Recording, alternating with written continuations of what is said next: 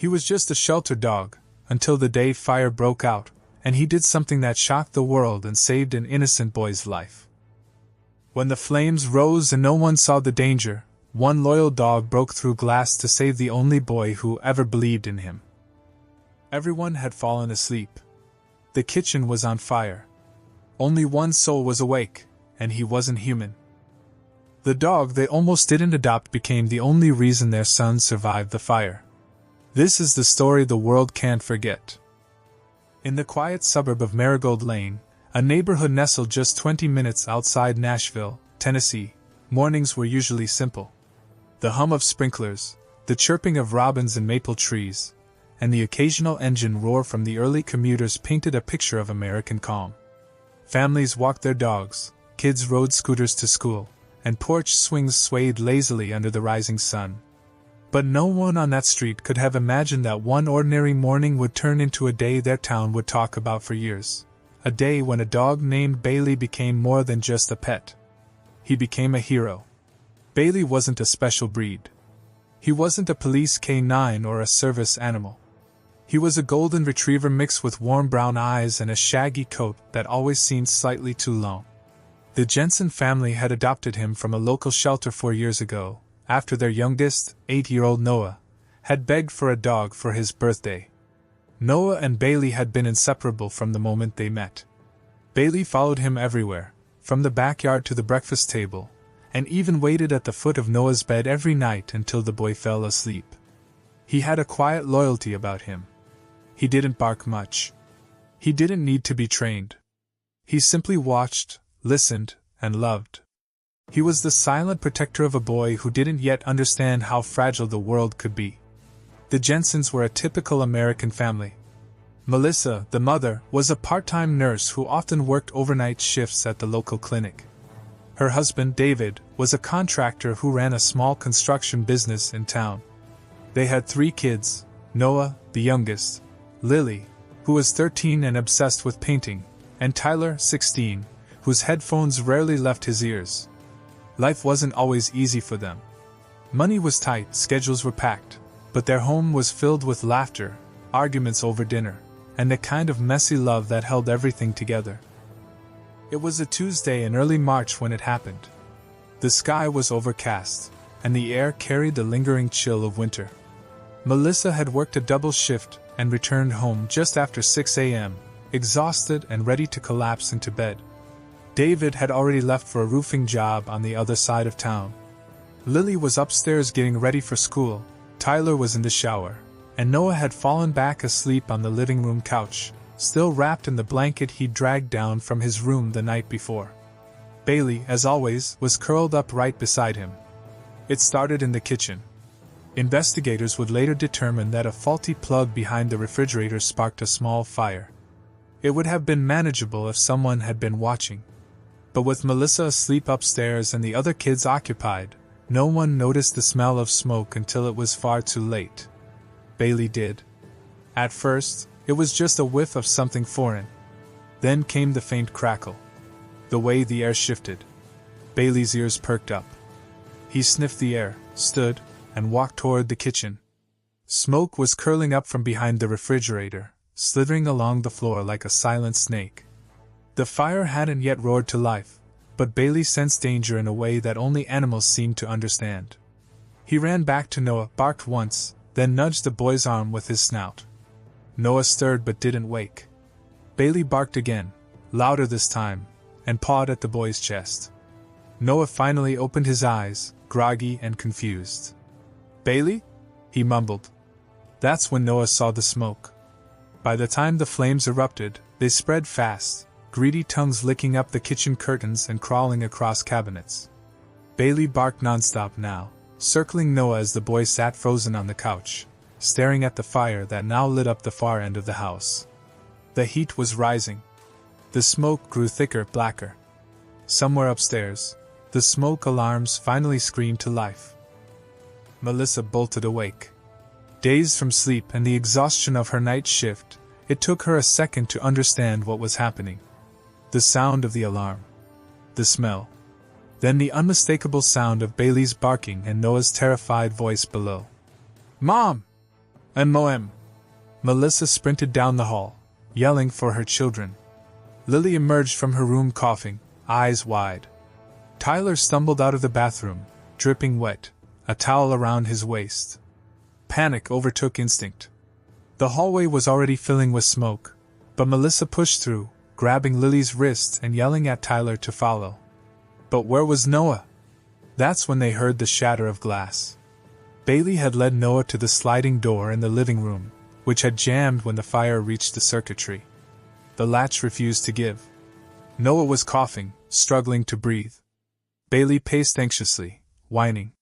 Then, without hesitation, the dog charged at the door. Once. Twice. On the third try, the glass gave way, cracking under the force of his weight. Shards fell everywhere, but Bailey didn't stop. He pushed through, leading Noah into the backyard. The boys stumbled after him, coughing, eyes watering, but alive. When Melissa and the others finally got outside through the upstairs hallway window, climbing onto the porch roof and jumping down, they found Noah sitting in the grass, Bailey beside him, panting hard but unharmed. The fire department arrived within minutes. By then, the entire kitchen and part of the living room were engulfed.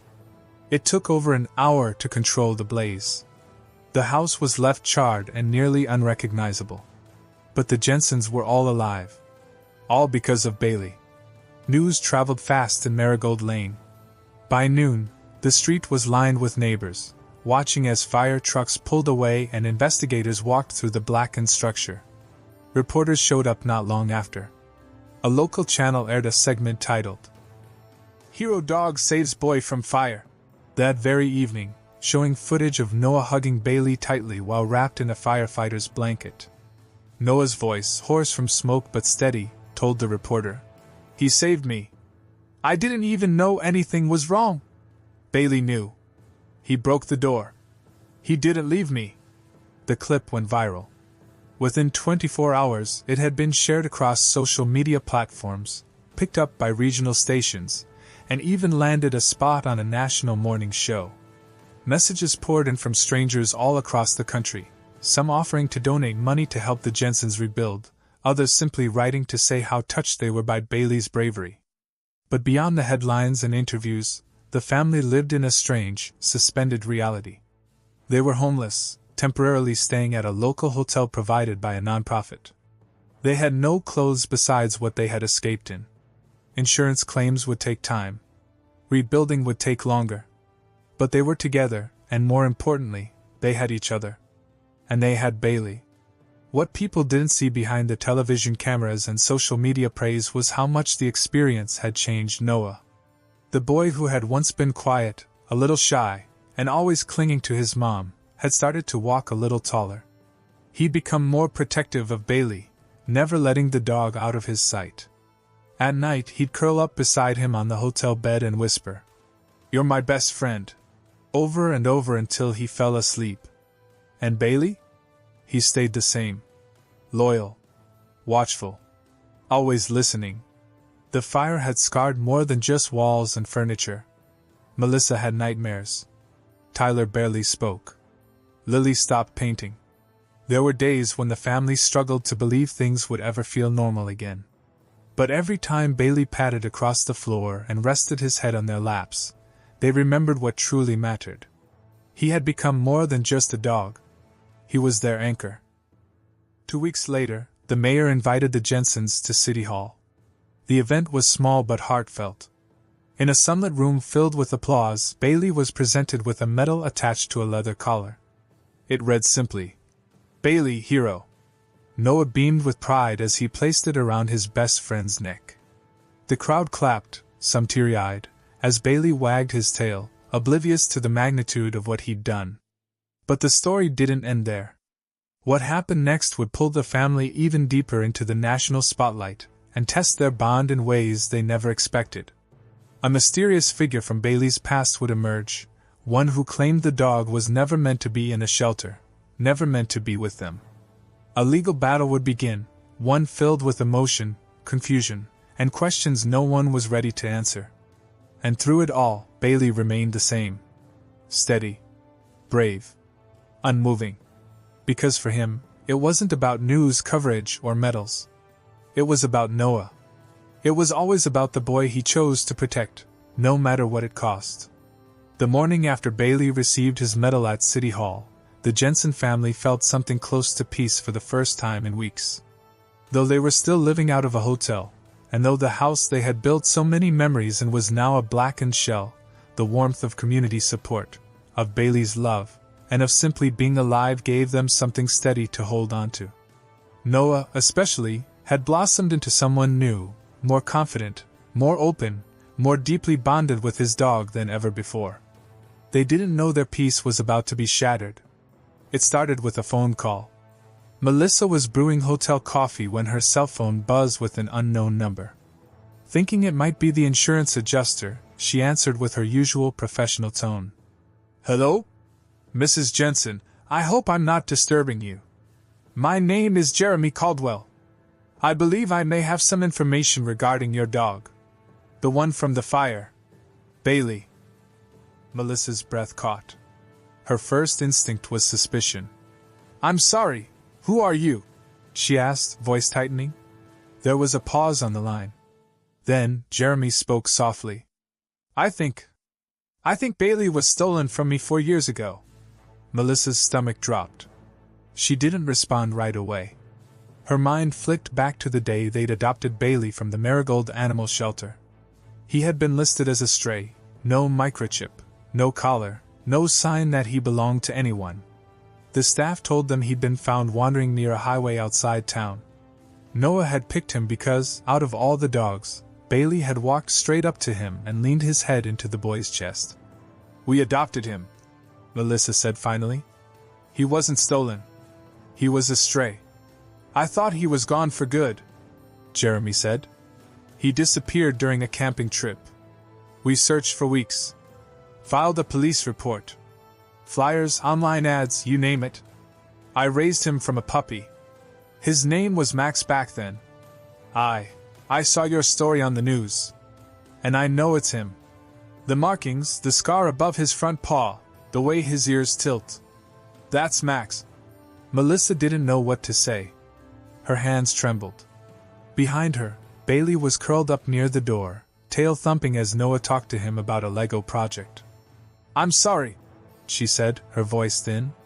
"But this dog saved my son's life. He's part of our family. I understand that," Jeremy replied, and his voice cracked. "But he was mine first." The call ended, but the unease remained. Melissa told David later that night. He was livid. "That's absurd," he snapped. "We saved Bailey. We raised him. Noah and that dog are soulmates. I don't care what this guy thinks." But Jeremy Caldwell didn't let go easily. Within days, the Jensens received a legal notice, a formal request to prove ownership of Bailey or return him. The letter cited Jeremy's original missing dog report. Melissa's breath caught. Her first instinct was suspicion. "I'm sorry, who are you?" she asked, voice tightening. There was a pause on the line. Then, Jeremy spoke softly. I think Bailey was stolen from me 4 years ago." Melissa's stomach dropped. She didn't respond right away. Her mind flicked back to the day they'd adopted Bailey from the Marigold Animal Shelter. He had been listed as a stray, no microchip, no collar, no sign that he belonged to anyone. The staff told them he'd been found wandering near a highway outside town. Noah had picked him because, out of all the dogs, Bailey had walked straight up to him and leaned his head into the boy's chest. "We adopted him," Melissa said finally. "He wasn't stolen. He was a stray. I thought he was gone for good," Jeremy said. "He disappeared during a camping trip. We searched for weeks. Filed a police report. Flyers, online ads, you name it. I raised him from a puppy. His name was Max back then. I saw your story on the news. And I know it's him. The markings, the scar above his front paw, the way his ears tilt. That's Max." Melissa didn't know what to say. Her hands trembled. Behind her, Bailey was curled up near the door, tail thumping as Noah talked to him about a Lego project. "I'm sorry," she said, her voice thin. But this dog saved my son's life. He's part of our family. I understand that, Jeremy replied, and his voice cracked. But he was mine first. The call ended, but the unease remained. Melissa told David later that night. He was livid. That's absurd, he snapped. We saved Bailey. We raised him. Noah and that dog are soulmates. I don't care what this guy thinks. But Jeremy Caldwell didn't let go easily. Within days, the Jensens received a legal notice, a formal request to prove ownership of Bailey or return him. The letter cited Jeremy's original missing dog report, photographs, and even veterinary records from when Bailey was a puppy. The shelter was contacted and acknowledged that Bailey had no microchip at the time of adoption, which complicated things further. Suddenly, the family's heroic dog story became a community controversy. Some people rallied behind the Jensens, calling it unthinkable to separate a dog from the boy he had saved. Others empathized with Jeremy, who had clearly been grieving a missing pet he never stopped searching for. Media outlets picked the story up again, but now the headlines had changed. Noah didn't understand at first. He overheard his parents whispering in the corner of their hotel room and caught words like court and custody and attorney. But when he saw his mom crying quietly one night while brushing Bailey's fur, he knew something was wrong. Mom, he whispered, are they going to take him away from me? Melissa knelt down and held his face between her hands. We're going to fight, baby. We're going to fight for him. That week, the family retained a lawyer. A custody case for a dog wasn't unheard of, but this one had national attention. In court, the judge acknowledged the depth of the situation. Jeremy Caldwell presented photo albums of a puppy with the same eyes, the same floppy ear tilt. A vet testified about the matching scar from a surgery performed years earlier. Jeremy cried on the stand as he explained how he never gave up hope. But then Noah took the stand. The courtroom was silent as the boy stood next to Bailey, who had been allowed to attend under special circumstances. Noah wore a suit jacket 2 sizes too big and gripped a wrinkled piece of paper in his hand. He didn't need it. He spoke from the heart. When I met Bailey, I was just a kid who was scared of the dark, he said. I had bad dreams. I didn't have many friends. But Bailey, he made me feel safe. He's been with me every day since. He's not just a dog. He's my best friend. He saved me. He saved my life. And I don't want to lose him. Please. The judge recessed for 2 days. Public opinion exploded. Hashtags like hashtag Let Noah Keep Bailey and hashtag Max or Bailey began trending. Celebrities posted messages of support. A GoFundMe campaign for the family raised over $180,000 in just 5 days. Offers came in from lawyers across the country willing to assist pro bono. Meanwhile, Bailey, unaware of the storm around him, continued to sit by Noah's side, licking his hand, resting his head in his lap. On the final day of the hearing, Jeremy Caldwell made a surprising announcement. He stood up, tears streaming down his face, and said, I came here thinking I was trying to get my dog back. But I see now, he found exactly where he was supposed to be. With this boy. With this family. I'm dropping the case. Gasps echoed through the courtroom. Melissa broke down. David hugged Noah tightly. Even the judge smiled. Later, outside the courthouse, Jeremy knelt and looked into Bailey's eyes. I loved you once, he whispered. But you're his dog now. Bailey wagged his tail and nudged Jeremy's hand gently before turning to sit beside Noah again. The legal battle ended. The headlines changed again. Months passed. With the insurance money and donations, the Jensens began rebuilding their home, this time with fireproof siding, a state-of-the-art alarm system, and a backyard built just for Bailey. The neighborhood came together to help. Volunteers painted walls. Local businesses donated furniture. Tyler and Lily found pieces of their old selves again. Tyler even started volunteering with a local dog rescue, and Lily painted a massive mural of Bailey in the new living room. Noah changed too. He became more outgoing, more curious, more brave. At school, he gave a presentation titled, "The Day My Dog Saved My Life," and received a standing ovation. He was no longer the quiet boy in the back row, he was the kid with the hero dog. Bailey grew older. His fur grayed a little. He moved a bit slower. But his bond with Noah only grew stronger. Every night, he still curled up beside him, now on a new bed, in a new house, with the same love. One evening, nearly a year after the fire, the family sat in their backyard watching the sunset. Melissa sipped iced tea, David grilled burgers, and the kids tossed a frisbee across the lawn. Bailey lay in the grass beside Noah, both of them watching the sky turn gold and pink. "Do you think he knows?" Noah asked suddenly. "Knows what?" Melissa said. "That he's famous. That everyone loves him. That he's a hero." Melissa smiled and brushed Noah's hair back. "I think he knows what matters. That he's loved. And that he saved the person he was meant to save." Bailey let out a soft huff, rolled over, and pressed his nose into Noah's hand. Noah whispered, "I love you too, buddy." And in that simple moment, in a backyard rebuilt by hope, beside a boy reborn by love, the story found its perfect ending.